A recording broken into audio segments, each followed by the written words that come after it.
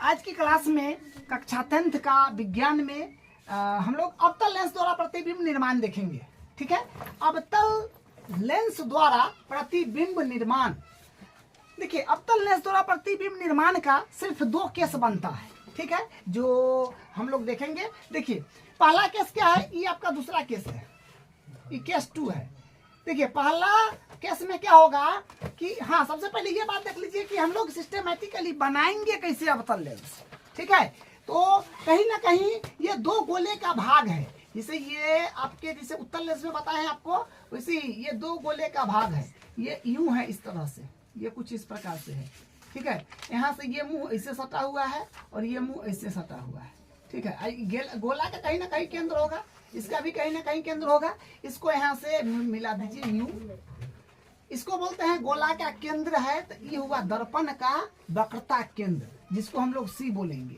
इस तरफ भी गोला का केंद्र है, तो ये लेंस का, दर्पण हम बोल दे रहे हैं बार बार, लेंस बोलेंगे। ठीक है, लेंस का ही हो गया वक्रता केंद्र, ये भी हो गया लेंस। गोला का त्रिज्या ही लेंस का केंद्र होता है, वक्रता केंद्र ये हो गया। लेकिन हमेशा 2 होगा केंद्र, क्योंकि दर्पण है तो क्योंकि 2 गोला का कटा हुआ हिस्सा न है, तो 2 होगा केंद्र। तो इसको C1 मान लीजिए और इसके C2। ठीक है, तो ये हुआ C1, ये हुआ C2। ऐसा मत कीजिए कि इसको C1 इसको C2, गलत हो जाएगा। क्योंकि दुनिया में स्टैंडर्ड वैज्ञानिक किसी को मान रखा है, क्योंकि आप ऐसे करिएगा, कोई ऐसे करेगा, कुछ एक साथ जब डिस्कस होगा कुछ पता नहीं चलेगा। इसलिए इसको 1 ही लेना है, इसको 2 ही लेना है। और ये जो होता है, ये आपका ये लेंस है, अवतल लेंस। इसका एकदम मध्य बिंदु, मुख्य अक्ष में पर एकदम ये मध्य बिंदु इसका होगा O, जिसको O बोलेंगे। ये होगा प्रकाशिक केंद्र। और ये होगा एकदम, ये यहाँ पर मतलब ये समझिए ना, C और O के बीच में होता है, एकदम बीच में होता है F, जिसको बोलते हैं फोकस दूरी। ठीक है, उसी तरह इधर भी O और C के बीच, मतलब केंद्र और ये O और C के बीच एकदम होगा यहाँ पर फोकस दूरी F। लेकिन C1 है, यह है आपका वक्रता केंद्र। F के तुलना में लिखना है तो ये एकदम बीच में, ये इतना के तो बीच में, तो एक दुगुना कीजिएगा तब यहाँ पहुंचिएगा। तो F, और एक बात, इसको 1 मानिएगा और इसको 2 मानिएगा। ठीक है, तो ये इतना है, यहाँ से यहाँ तक F1 दूरी है, तो यहाँ से यहाँ तक भी उतना ही दूरी होगा, मतलब बीच में है।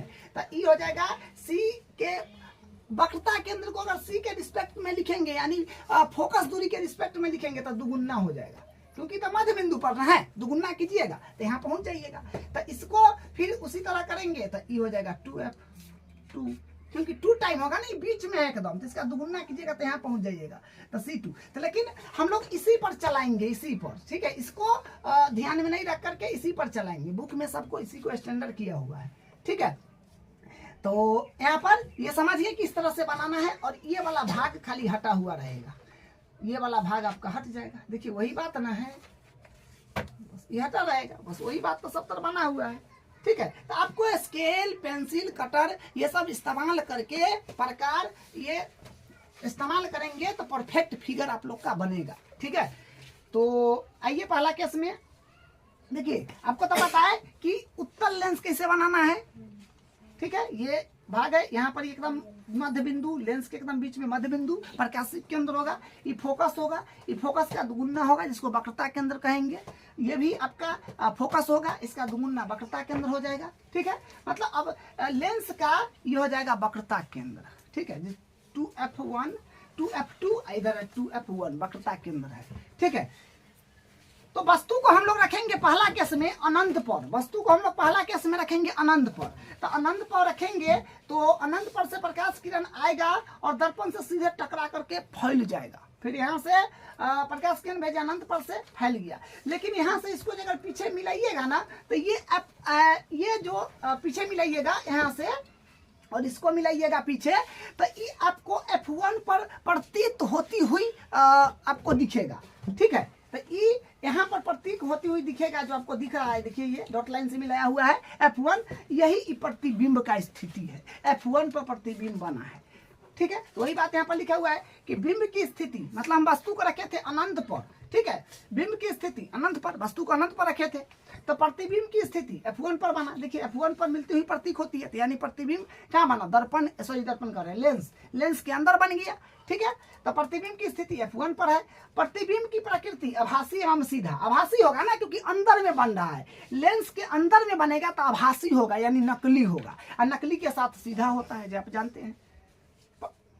प्रतिबिंब का आकार, प्रतिबिंब का आकार बिंदु आकार होगा, मतलब एकदम इतना सा, एकदम छोटा सा, इतना सा होगा, छोटा होगा, है ना। प्रतिबिंब का आकार एकदम बिंदु आकार होगा, ठीक है। तो क्या देखें केस 1 में अवतल लेंस द्वारा प्रतिबिंब निर्माण का पहला केस क्या है कि बिंब की स्थिति अनंत पर होगा, प्रतिबिंब की स्थिति आपको F1 पर होगा, और प्रतिबिंब की प्रकृति आभासी सीधा होगा, प्रतिबिंब का आकार बिंदु आकार होगा, मतलब इतना सा छोटा, ठीक है। दूसरा केस, अब दूसरा केस देखिए, दूसरा केस में फिर क्या करेंगे, दूसरा केस में देखिए, दूसरा केस में अनंत और ओ के बीच वस्तु रखेंगे। तो अनंत और ओ के बीच वस्तु हम लोग कहीं पर रख सकते हैं, यहाँ यहाँ यहाँ यहाँ यहाँ, 6 केस होता है ना, कहीं भी रख सकते हैं। दूसरा केस में एकदम सेम रिजल्ट देगा, कहीं भी रखेंगे एकदम सेम रिजल्ट देगा दूसरा केस में, ठीक है। तो हम लोग वस्तु को रखे हैं अनंत और ओ के बीच में, मतलब प्रकाशिक केंद्र, और ओ मतलब प्रकाशिक केंद्र, अनंत। तो अनंत और प्रकाशिक केंद्र के बीच में हम लोग वस्तु को रखे हैं। तो देखिए प्रकाश किरण को मुख्य के समांतर भेजे हैं, तो यू फैल गया है, और एक प्रकाश किरण को हम लोग क्या बोलते हैं, प्रकाशिक केंद्र से भेजे हैं। तो देखिए इसको पीछे मिला है, तो यहाँ पर जो है ये क्या है, यहाँ पर ये एक बिंदु पर ये टच कर रहा है, तो यहाँ पर आपका प्रतिबिंब बन गया है F1 और O के बीच में, ठीक है। प्रतिबिंब बना है F1 और O के बीच में। तो देखिए क्या लिखा हुआ है, बिंब की स्थिति अनंत तथा प्रकाशिक केंद्र के बीच, हम लोग बिंब, वस्तु, ऑब्जेक्ट, वही ना हुआ। बिंब की स्थिति, बिंब को हम क्या रखे हैं अनंत और O के बीच में, ठीक है। तो बिंब की स्थिति अनंत तथा प्रकाशिक केंद्र O के बीच, प्रकाशिक केंद्र को ही वो बोलते हैं, O और अनंत के बीच में रखा हुआ है। बिंब की स्थिति अनंत तथा प्रकाशिक केंद्र के बीच है। तो प्रतिबिंब की स्थिति क्या होगा, तो F1 और O के मध्य होगा, F1 और O के मध्य, F1 और O के मध्य इसका जो है प्रतिबिंब बना है, ठीक है। ये जो है ना, ये फिक्स है केस 2 कि अनंत और O के बीच कहीं भी वस्तु को रख दीजिएगा तो प्रतिबिंब यहीं पर बनेगा, F1 और O के बीच में, ठीक है। तो प्रतिबिंब की स्थिति F1 व O के मध्य हो जाएगा, मध्य मतलब बीच में। प्रतिबिंब की प्रकृति कैसा होगा, अरे भाई अंदर बन रहा है, ये लेंस है, तो इनमें बनता तब ना बाहर होता, अंदर बन रहा है, अंदर, तो अंदर बन रहा है तो आभासी, आभासी के साथ सीधा, आभासी मतलब नकली, और सीधा बनेगा। प्रतिबिंब का आकार जो होगा बिंब से छोटा होगा। प्रतिबिंब देखिए ये है, अब बिंब ये है, तो बिंब से छोटे ना है प्रतिबिंब, ठीक है। तो ये, तो दूसरा केस में क्या देखे कि बिंब की स्थिति अनंत तथा प्रकाशिक केंद्रों के बीच हम लोग रखे थे, तो प्रतिबिंब की स्थिति F1 व O के बीच बना, माने मध्य बना। प्रतिबिंब की प्रकृति आभासी एवं सीधा बना। प्रतिबिंब का आकार बिंब से छोटा है, ठीक है। अब देखिए उत्तल लेंस और अवतल लेंस, देखिए आप ये बात जानते हैं,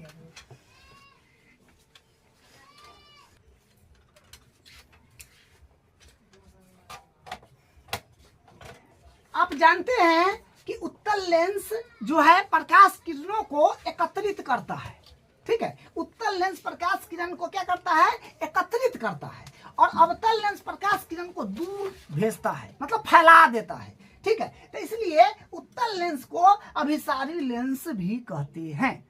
उत्तल लेंस को अभिसारी लेंस कहते हैं, क्यों, क्योंकि वो प्रकाश किरण को एकत्रित करता है। वही लिखा है कि अभिसारी का मतलब होता है एकत्रित करना, तो उत्तल लेंस का दूसरा नाम होता है अभिसारी लेंस। क्यों, क्योंकि प्रकाश किरण को एकत्रित करता है। इंग्लिश में बोलते हैं कन्वर्जिंग लेंस, ठीक है। तो आपको क्वेश्चन में भी आ सकता है कि उत्तल लेंस को अभिसारी लेंस क्यों कहते हैं, तो हम लोग बोलेंगे कि उत्तल लेंस को अभिसारी लेंस इसलिए कहते हैं क्योंकि वो प्रकाश किरण को एकत्रित करता है, ठीक है। तो उत्तल लेंस को अभिसारी लेंस इसलिए कहते हैं क्योंकि वो प्रकाश किरण को एकत्रित करता है, पास लाता है, ठीक है। तो उत्तल लेंस का दूसरा नाम अभिसारी लेंस है, ठीक है, जिसको इंग्लिश में बोलते हैं कन्वर्जिंग लेंस, समझ गए।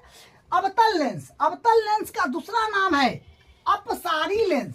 अवतल लेंस का दूसरा नाम है अपसारी लेंस। अपसारी का अर्थ होता है फैलाना, ठीक है। ये अवतल लेंस में प्रकाश किरण जब आता है ना तो फैल जाता है। देखिए ना, फैला फैला आपको दिख रहा है, फैल रहा है, दूर कर रहा है।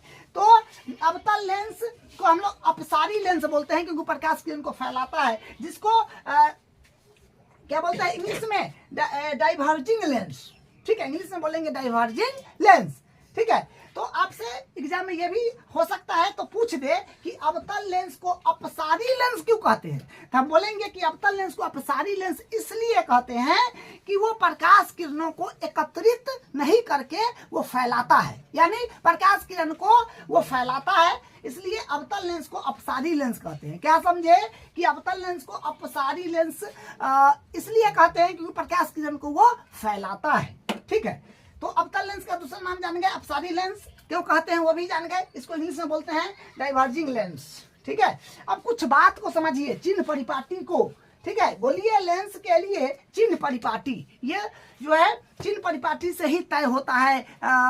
मतलब दूरी किसी नापना है तो कैसे नापेंगे, ठीक है। गोलीय लेंस के लिए चिन्ह परिपाटी, तो गोलीय लेंस के लिए चिन्ह परिपाटी में देखिए पहला पॉइंट, वस्तु को सदैव लेंस के बाईं ओर रखते हैं। ये वैज्ञानिक फिक्स कर रखा है कि वस्तु को सदैव लेंस के बाईं ओर ही रखना है। बाईं ओर का मतलब ये लेंस हुआ, अपने पास में अवतल लेंस है, ये है दाहिना हाथ, तो हुआ दाईं ओर, बायां हाथ है तो हुआ बाईं ओर। वस्तु को सदैव बाईं ओर ही रखा जाता है, ठीक है। आप इस तरफ नहीं रख सकते हैं क्योंकि वैज्ञानिक फिक्स कर दिया है कि वस्तु को हमेशा बाईं ओर ही रखना है। चिन्ह परिपाटी के अनुसार ये बात बोला जाएगा। वस्तु को सदैव लेंस के बाईं ओर रखते हैं, अर्थात प्रकाश प्लस भी दिशा गतिशील हो। मतलब प्रकाश जो होता है ना, ये प्लस भी, मतलब देखिए इधर जो होता है ना, ये प्रकाशिक केंद्र के बाईं तरफ ये होता है माइनस का, उधर से कोई, क्योंकि किरण तो इधर से आएगा, क्योंकि हम तो वस्तु इधर रखेंगे हमेशा केस में, तो प्रकाश की किरण तो इधर से, मतलब कहीं उधर एकदम दूर दूर दूर सूरज दादा है, क्या सूर्य देवता है, तो वहां से प्रकाश किरण आएगा आएगा आएगा तो क्या प्लस की ओर आएगा, ठीक है। तो अर्थात प्रकाश प्लस भी दिशा में गतिशील होता है, मतलब प्लस की ओर वो आता है, ठीक है। तो आप देख लिए कि गोलीय लेंस के लिए चिन्ह परिपाटी में पहला बिंदु कि वस्तु को सदैव लेंस के बाईं ओर रखते हैं, फिक्स है एकदम, अर्थात प्रकाश प्लस भी दिशा गतिशील है, उधर से एकदम भी दिशा पर, प्लस के भी दिशा की ओर गतिशील। प्लस भी का मतलब होता है पॉजिटिव, धनात्मक को प्लस भी बोला जाता है, ठीक है, जो आप पढ़े हैं। लेंस में सभी दूरियां इनके प्रकाशिक केंद्र से मापे जाते हैं। लेंस में सभी दूरी को, लेंस में जो भी दूरी आपको नापना है, सब दूरी को हम लोग प्रकाशिक केंद्र से ही मापेंगे। जैसे ये हुआ आपका प्रकाशिक केंद्र, ठीक है, ये दर्पण का एकदम मध्य बिंदु जो होता है ये यहाँ पे, ये होगा प्रकाशिक केंद्र। इसी के प्रकाशिक केंद्र से ही नापेंगे, इधर है कि इधर है कि ऊपर है कि नीचे है। इधर नापेंगे, इधर इधर तो माइनस का होगा, इधर नापेंगे दाहिना तरफ तो प्लस का होगा, प्लस भी है, एरो मार के माइनस भी है। तो इधर प्रकाशिक केंद्र से इधर का दूरी माइनस, प्रकाशिक केंद्र के इधर का दूरी प्लस का भी है, मतलब धनात्मक, ऊपर धनात्मक प्लस भी, ऊपर एरो मारल है प्लस भी धनात्मक, प्रकाशिक केंद्र से ऊपर धनात्मक, प्रकाशिक केंद्र से देखिए इधर, यहाँ पर इधर नापेंगे तो ऋणात्मक, ठीक है। तो हाँ, तो लेंस में सभी दूरियां इनके प्रकाशिक केंद्र से ही मापते हैं। कोई भी दूरी नापना होगा प्रकाशिक केंद्र से ही आपको मापना पड़ेगा, ठीक है। दूसरा अगला पॉइंट है, पहला दूसरा तीसरा, ठीक है। प्रकाशिक केंद्र के दाईं तरफ मापी गई दूरियां प्लस भी तथा बाईं तरफ मापी गई दूरियां माइनस भी होती है, जो आपको बताए हैं। प्रकाशिक केंद्र के ये देखिए, ये हुआ आपका, ये हुआ हमारा दाहिना हाथ, ये हुआ हमारा बायां हाथ। तो बायां प्रकाशिक केंद्र से बायां तरफ के जो भी दूरी नापेंगे सब होगा माइनस, माइनस भी ऋणात्मक, और दाहिना तरफ जो भी दूरी नापेंगे दाहिना तरफ सब होगा प्लस का भी, मतलब धनात्मक, ठीक है। प्लस भी मतलब पॉजिटिव, ठीक है। वही बात है कि लेंस के सभी दूरियां इनके प्रकाशिक केंद्र से मापेंगे, और प्रकाशिक केंद्र के दाईं तरफ मापी गई दूरियां प्लस भी तथा बाईं तरफ मापी गई दूरियां माइनस भी होगा, ठीक है। अब देखिए अगला पॉइंट, मुख्य अक्ष के लंबवत ऊपर की ओर मापी गई दूरियां प्लस भी, मुख्य अक्ष की लंबवत, मुख्य अक्ष के लंबवत, मुख्य अक्ष के लंबवत ऊपर की ओर मापी गई दूरियां। मुख्य अक्ष किसको बोलते हैं? इसको दो गोला जो यहाँ पर हम लोग बनाए हुए थे, यहाँ पर बनाए हुए थे, ई वाला गोला का केंद्र बिंदु, ई वाला गोला के केंद्र बिंदु को जो मिलाए थे वही तो मुख्य अक्ष होता है। इसी पर ना F1 2F CO F2 2F2 पर ना लिखा हुआ है, इसी को बोलते हैं। तो ये लाइन हुआ आपका क्या? मुख्य अक्ष। मुख्य अक्ष के प्रकाशिक केंद्र से ऊपर नापिएगा प्लस में, प्रकाशिक केंद्र से नीचे नापिएगा माइनस में, बस यही तो बात है। मुख्य अक्ष के लंबवत ऊपर की ओर मापी गई दूरियां प्लस भी तथा नीचे की ओर मापी गई दूरियां माइनस भी होती है। नीचे की ओर माइनस भी, ऊपर की ओर प्लस भी। मुख्य अक्ष प्रिंसिपल एक्सिस के ऊपर, प्रकाशिक बिंदु से ऊपर प्लस में, नीचे माइनस में। अगला पॉइंट, चिन्ह परिपाटी के अनुसार उत्तल लेंस की फोकस दूरी प्लस भी होती है तथा अवतल लेंस की फोकस दूरी माइनस भी होती है। देखिए बहुत इंपॉर्टेंट पॉइंट है, इस पॉइंट को आपको ध्यान रखना है, ऑब्जेक्टिव में आ सकता है। चिन्ह परिपाटी के अनुसार उत्तल लेंस की फोकस दूरी पॉजिटिव तथा अवतल लेंस की फोकस दूरी नेगेटिव होता है। तो आज हम लोग अवतल लेंस द्वारा प्रतिबिंब निर्माण देख लिए। अब अगले क्लास में जो अगला टॉपिक होगा उसको करेंगे।